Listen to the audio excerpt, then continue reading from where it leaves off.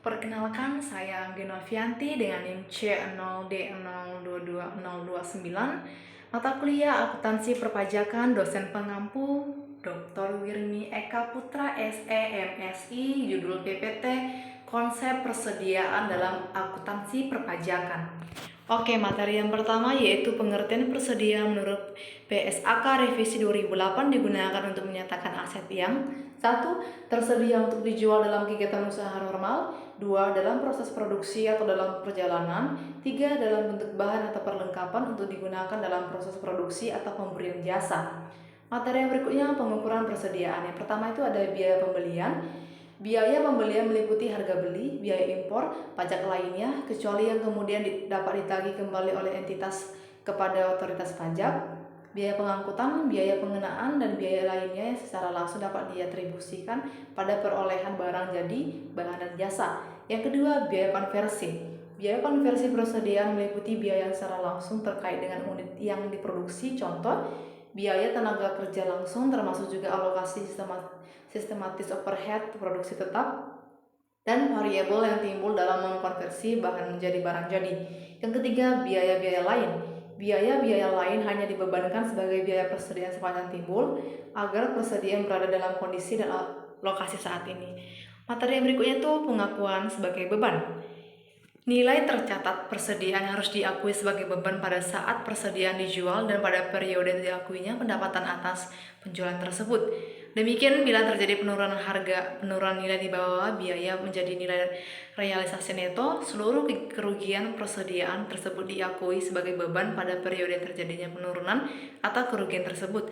Dengan demikian, SAK menyatakan bila persediaan dijual, maka jumlah tercatatnya diakui sebagai beban periode saat pendapatan yang terkait diakui. Yang berikutnya, pencatatan persediaan. Dalam akuntansi terdapat dua sistem pencatatan persediaan, yaitu 1. Sistem perpetual. Dalam sistem perpetual ini, persediaan biasanya dapat diketahui secara terus-menerus tanpa melakukan inventarisasi fisik. Oleh karena itu, setiap jenis barang dibuat kartu dan setiap mutasi persediaan dicatat dalam kartu baik harga maupun jumlah barang, sehingga pengendalian persediaan menjadi sangat mudah, yaitu dengan melakukan pencocokan antara kartu persediaan dan hasil inventarisasi fisik. Yang kedua, sistem periodik.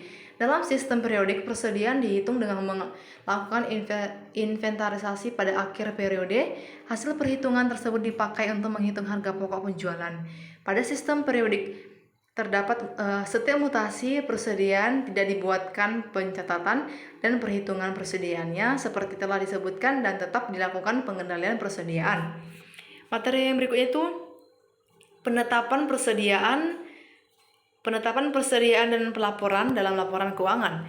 Harga pokok penjualan terdiri atas seluruh pengeluaran, baik langsung atau tidak langsung, untuk memperoleh persediaan tersebut dalam hal tertentu. Sebagai contoh, dalam perusahaan industri, persediaan dapat dikategorikan sebagai persediaan barang baku atau persediaan barang jadi. Selanjutnya, dalam laporan keuangan, persediaan disajikan di neraca atau di laporan laba rugi. Persediaan di neraca menggambarkan nilai persediaan pada tanggal penyusunan neraca, sedangkan di laba rugi, persediaan akan muncul dalam perhitungan harga pokok penjualan.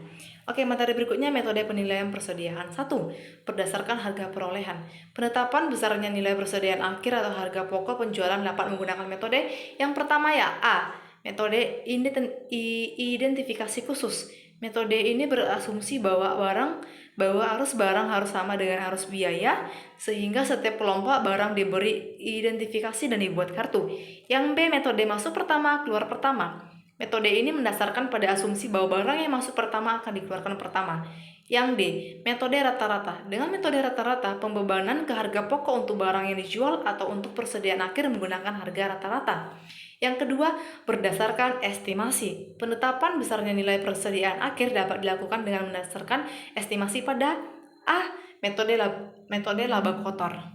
Pada metode ini, nilai persediaan akhir dihitung mundur dan biasanya digunakan dalam keadaan khusus. Sebagai contoh, perusahaan dalam kondisi terbakar sehingga sulit menetapkan secara fisik nilai persediaan akhir. Yang B. Metode eceran. Dalam metode eceran, penetapan nilai persediaan akhir berdasarkan pada harga yang berlaku di pasar. Harga pokok persediaan diestimasi atas dasar hubungan antara harga pokok dengan harga jual eceran untuk persediaan yang sama dengan cara mengakumulasi semua harga eceran dari persediaan yang dijual.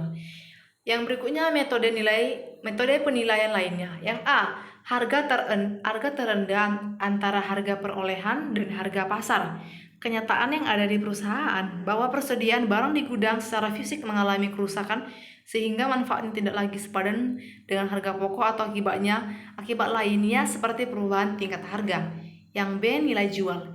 Terhadap produk yang harga jual dapat ditentukan secara pasti tetapi harga perolehannya sulit ditetapkan, maka nilai persediaan ditetapkan sebesar harga jual dikurangi taksiran biaya penjualan yang dapat terjadi. Metode ini digunakan untuk menetapkan persediaan produk pertanian atau logam mulia. Sekian dari saya, terima kasih.